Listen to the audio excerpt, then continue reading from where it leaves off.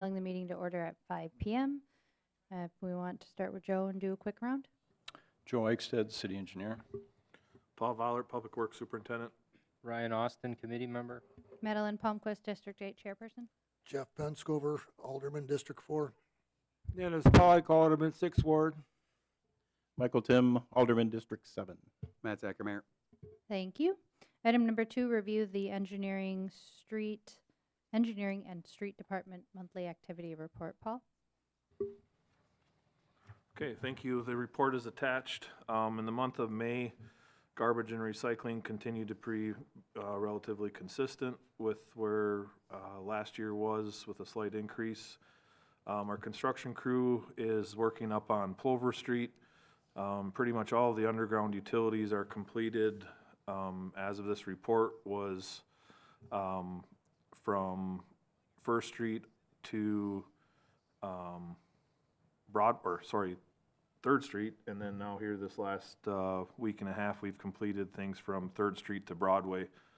Joe will probably say, but the concrete contractor is in there, and they have poured the curb and gutter on Wednesday, and then are starting on the sidewalks as our construction crew continues now then to work on the sanitary from Broadway up to Apricot. Maintenance-wise, really have spent the majority of month of May.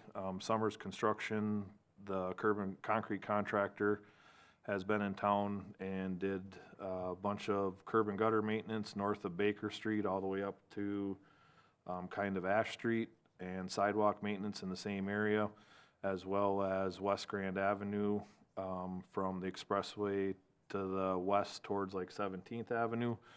And then we have done concrete patches completing that section out on Highway 34 from Grand Avenue to the city limits, and then kind of cleaning up the intersection at Chase Street a little bit.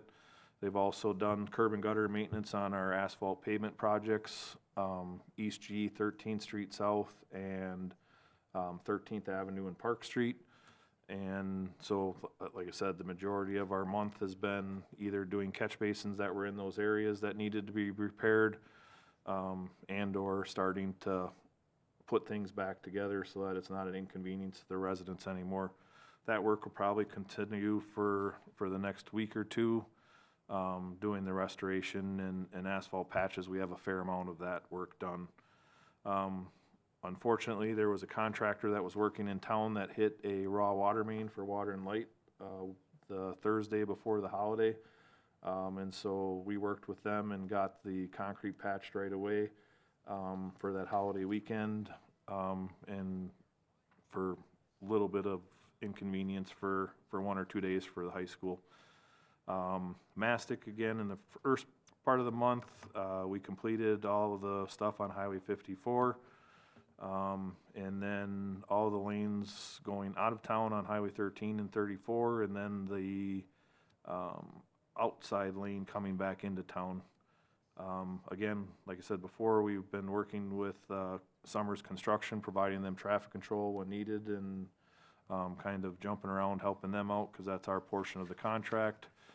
And then also completed May brush collection, and then assisted Water and Light with the Class A sludge disposal. They were trying to make hay, I guess, as the statement before it rained, taking the Class A sludge out to the northwest part of town before it got any rain on it.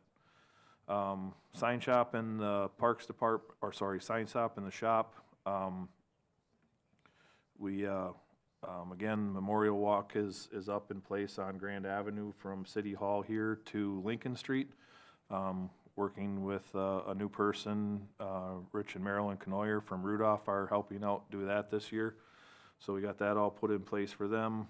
And then our shop, like I say, is just doing routine maintenance. We have started taking delivery of the equipment that was approved to be purchased.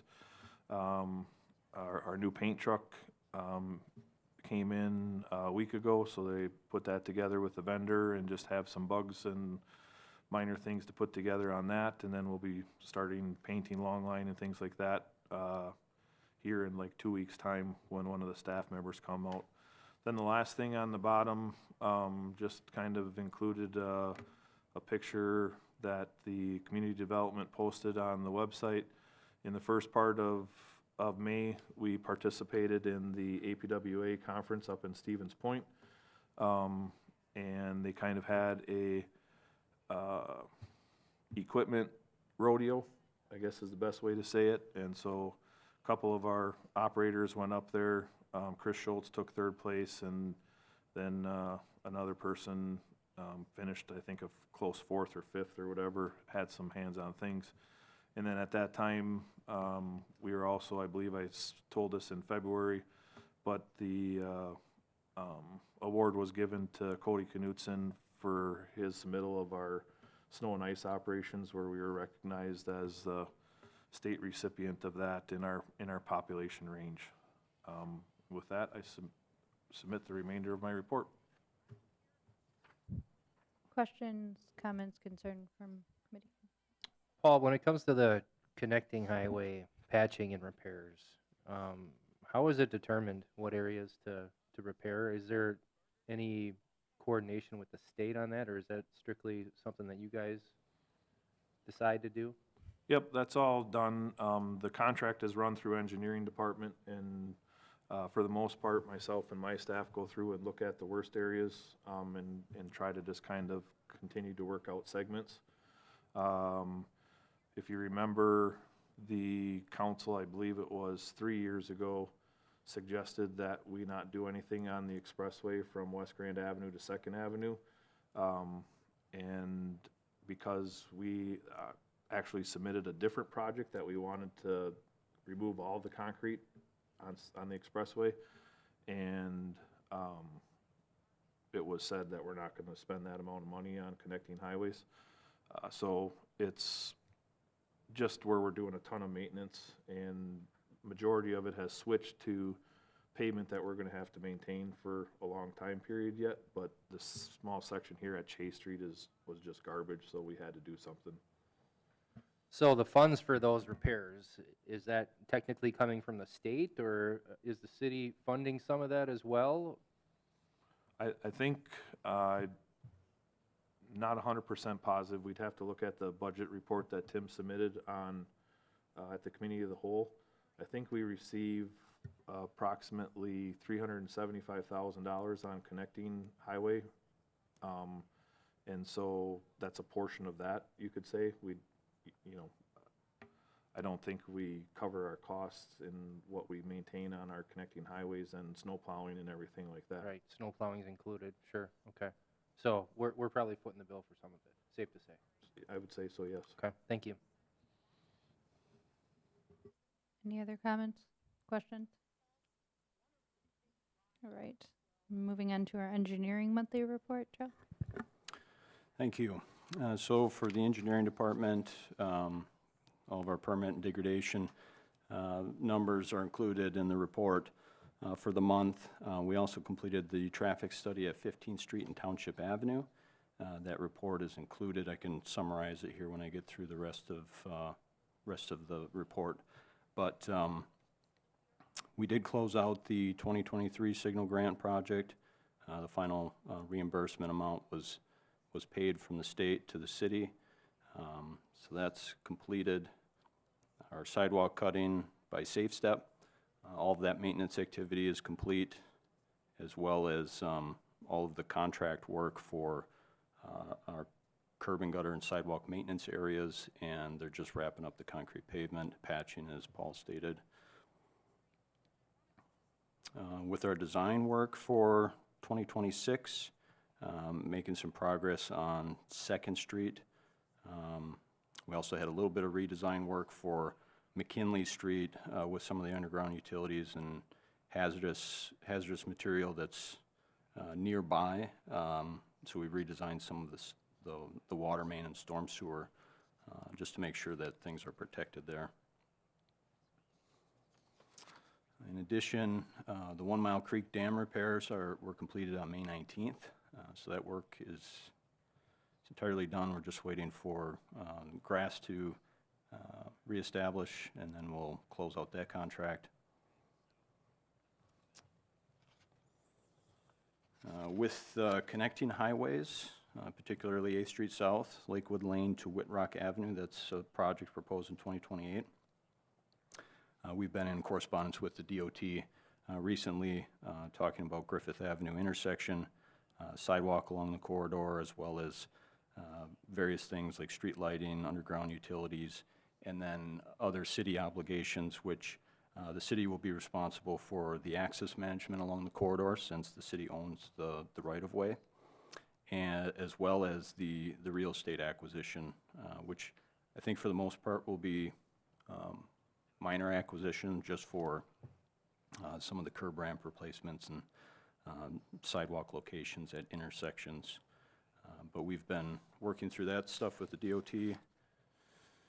And then also, the DOT has a project that is beginning this summer on State Trunk Highway 73 from Industrial Street to State Trunk Highway 186 towards Vesper. And the city will be hosting a public information meeting on June 12th in the council chambers from 5 p.m. to 6 p.m.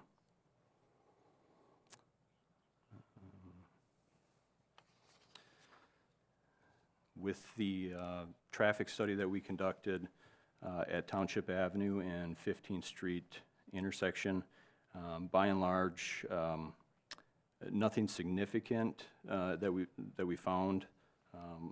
Traffic volumes were quite low at that location. I think Township Avenue had 130 vehicles per day, and 15th Street was sub 100. No accidents reported in the last 5 years, no vision obstructions, and based on that, there wasn't any recommendations for traffic control changes proposed for that intersection.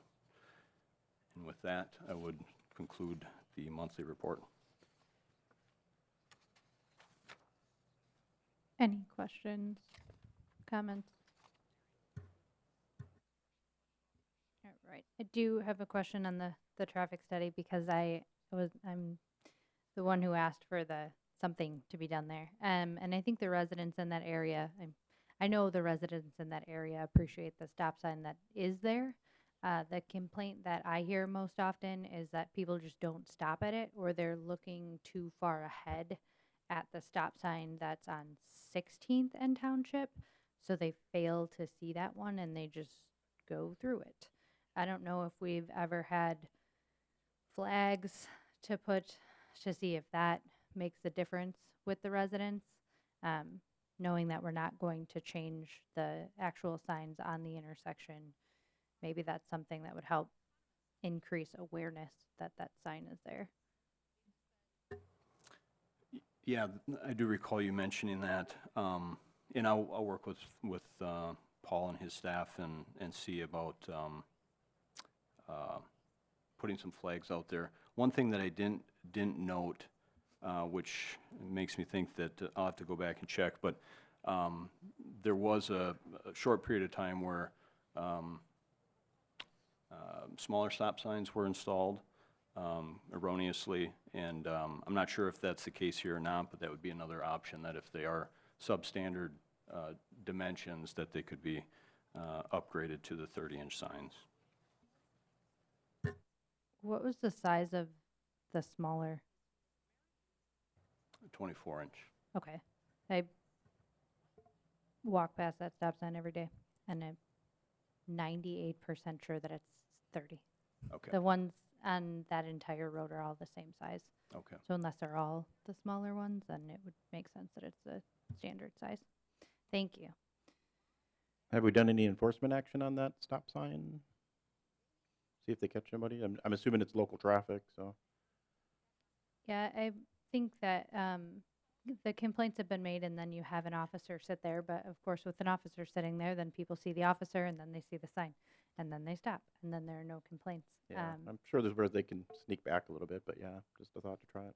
Yeah, and I know there's a lot of children in the area, and that was a major complaint from the residents, was that they don't want somebody to miss that stop sign and them be outside and see something 100%. happen. So a flag potentially would be fantastic.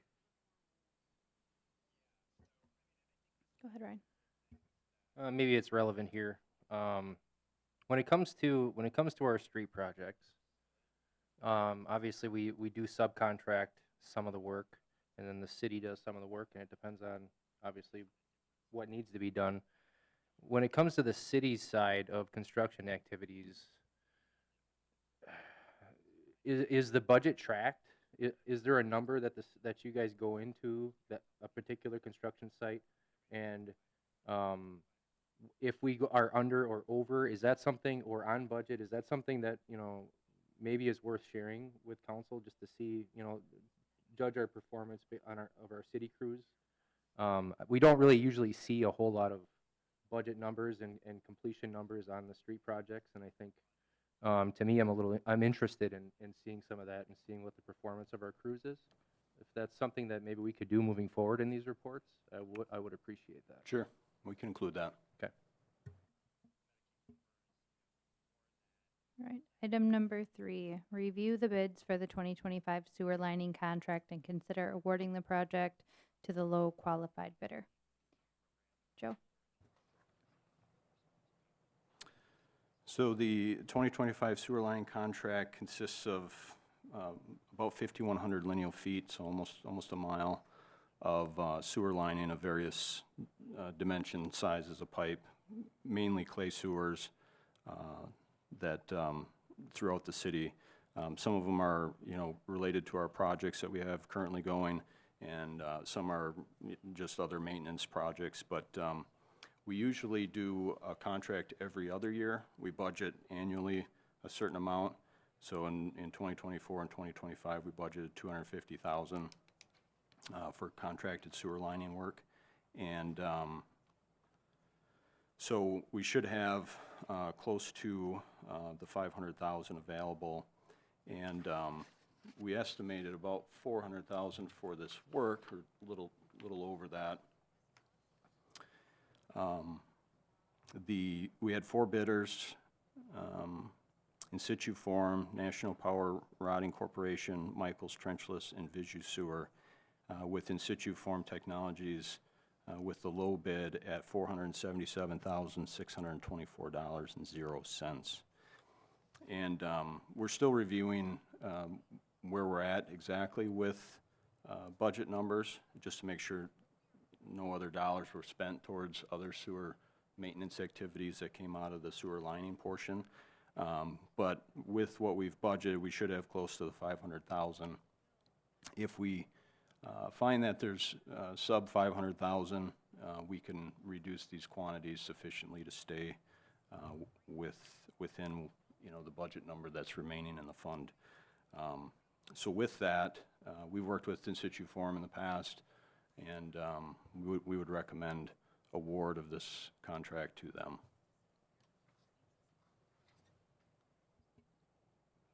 Questions, comments?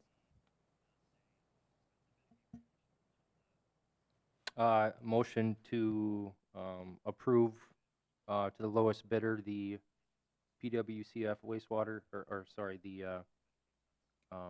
the sewer lining contract, and that would be to In Situ Form Technologies, in the amount of $477,624. I would second that motion. All right, we have a motion by Austin, second by Penscover to approve. All those in favor, respond with aye. Aye. Aye. Ayes have it 3-0. Item number 4, consider applying for a Wisconsin DNR Clean Water Fund loan for the West Side Interceptor and Gaynor Avenue sanitary sewer lining project. So there is a map included. So this project is for 2 sewer lines, 2 primary sewer lines that service the west side of the city.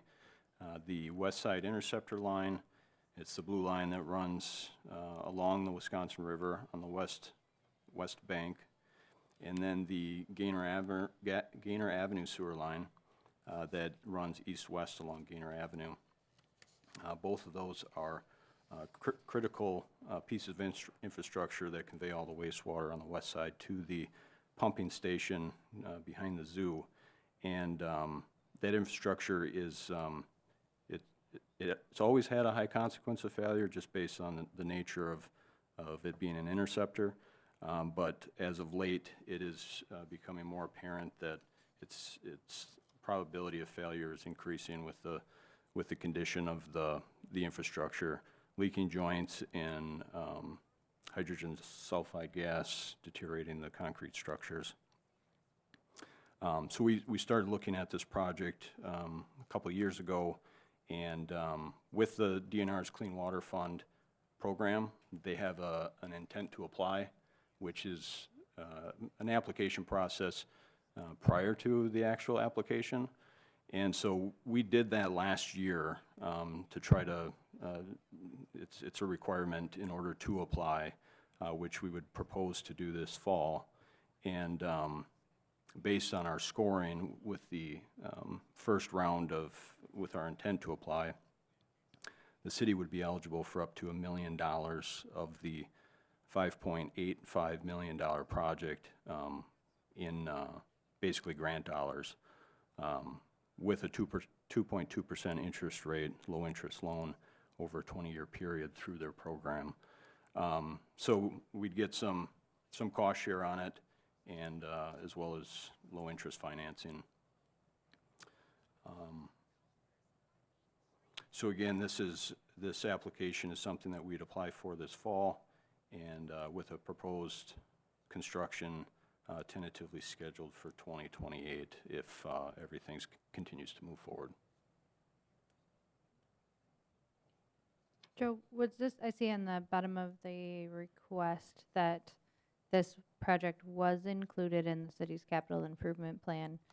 Is that projected to be in the 2025, 2026 completion? I know it's in the plan. It's a good question on which year it's identified in, but I can look here quick.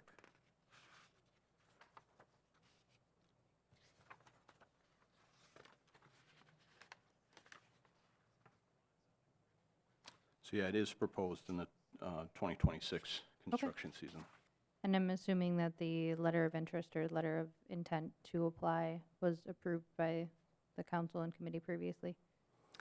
That, I believe, was through the wastewater commission. Okay.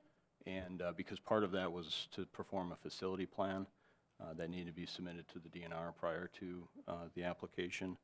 And funding for that was also approved, I believe, through the commission. Great, thank you. Any other questions? I can sympathize with the urgency of this particular project. It's been discussed on my time in the wastewater commission.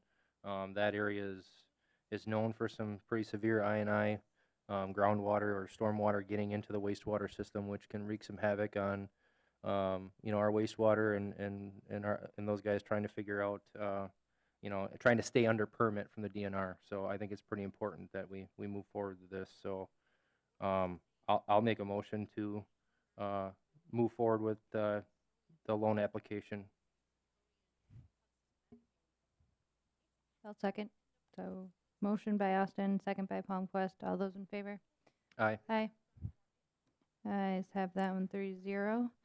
Item 5, consider a preliminary resolution for public work improvements on Pepper Ave from Lincoln Street to 12th Street.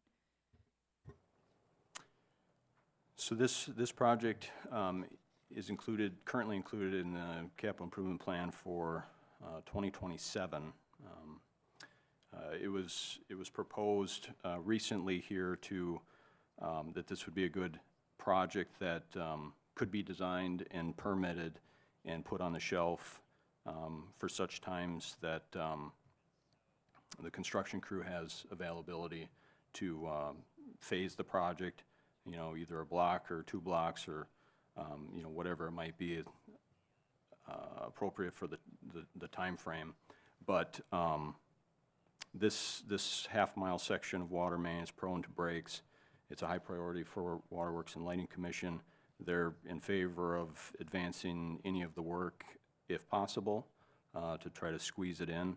And again, like I said, the project's very conducive to being able to be split into phases, so it works out well that way. But I wanted to, in order to kind of commence moving in that direction, at least begin with a preliminary resolution, which is included in the packet, and if approved, we would notice the property owners of potential future work. Questions, comments? I like it, moving things up on the list. I'll make a motion to approve the preliminary resolution for public work improvements on Pepper Ave from Lincoln Street to 12th Street South. I would second that motion. Motion by Austin, second by Penscover. All those in favor? Aye. Let's have it 3-0. Item number 6, review and consider Wisconsin DOT State Municipal Financial Agreement for the Signal Rehabilitation Project at 8th Street and Riverview Expressway and Plover Road in Washington as a part of the Signals and ITS Standalone Program Grant. So you may recall this being discussed at some level of detail in the past at a public meeting. It's been some time, though. The application was applied for in spring of 2024, and we were noticed, I think, in fall that there was, the city would receive funds for this, but it was some time to get the state municipal financial agreement from the DOT.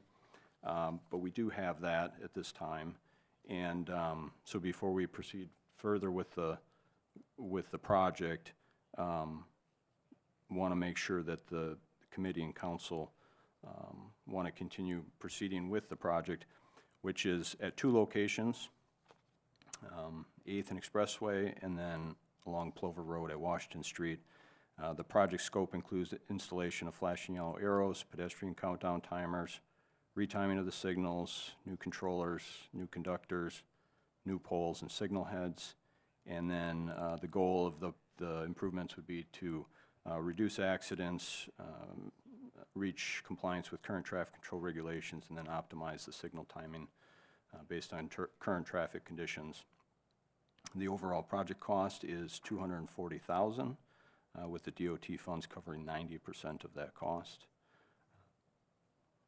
If approved, we would proceed with soliciting proposals from an engineering firm to put the signal plans together that we could then take and bid out to local contractors. Questions? No, I think this is a great project to keep moving forward. No question. Mayor? The 10% comes to roughly, That would be $24,000. and where is that allocated from? I'd have to see if it's currently included in this year's budget. So kind of the process, we should have funds in there to cover the engineering costs, but we won't incur any construction costs probably till 2026, which then we'd have that included in the budget process this fall for 2026. Okay, so it's not jumping out in the 2025 budget right now. Correct. Thank you. All right, I'll make a motion to approve the agreement for the signal rehabilitation project at the roads listed as a part of the ITS standalone program grant. Second. Motion by Palmquist, second by Austin. All those in favor? Aye. Aye. You guys have that one 3-0. Item number 7, review the current 5-year capital improvement plan.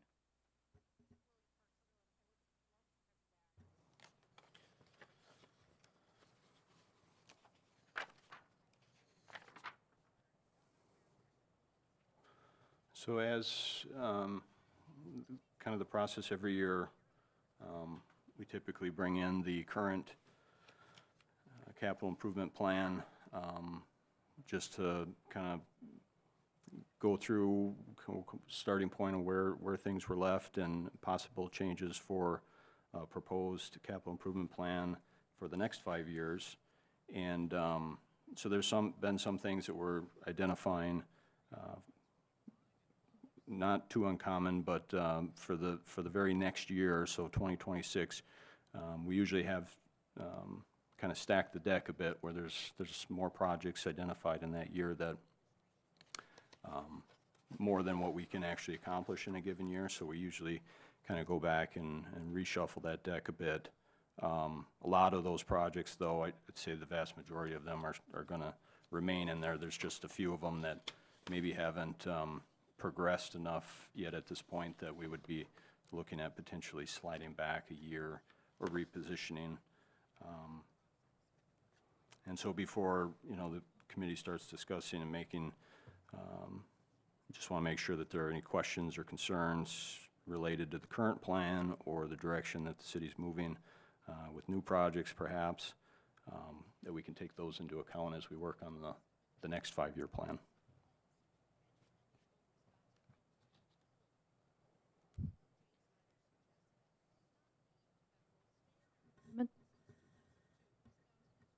Just a thank you from me for staying on top of the possible changes, bringing up things that we could approve and put on the shelf and get those done sooner than delaying them for a specific date.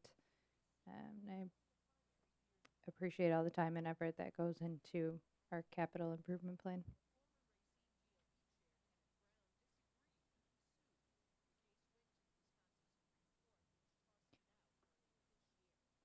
Anyone else? Okay. And we do not need action on this at the current time? No. Okay. Item 8 is to review the referral list.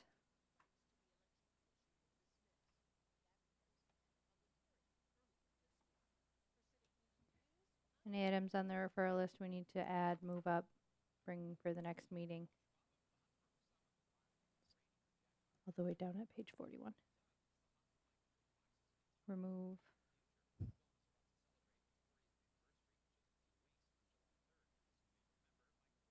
Hearing none. We've got setting the next meeting date, which is item number 9. Looks like that would be July 3rd.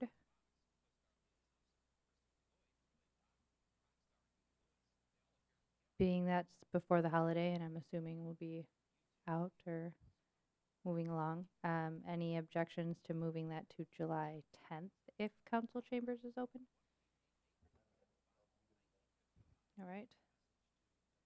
I'll check the council calendar, chamber calendar. Does not look like there's municipal court on the 10th. We'll go July 10th at 5 p.m. Mayor? Something else? Do they, does municipal court pretrials, I'm not sure, are they in the council chambers? They're not reserved in council chambers Okay. at this time. Okay. 5 p.m. on July 10th, next meeting date. Can I just take a step back to referral and ask a question? Absolutely. Thanks. Joe, do you think at some point maybe bring out the Tom Rayom referral for discussion about A Street to just have a conversation next time around next month? We should have a pretty decent idea like what's going on, changes, just to give everybody an update, Sure. if you guys are comfortable with that. Yeah, move up the dates, please. Probably not happening, but what we can give you an update as to what the plan is, so.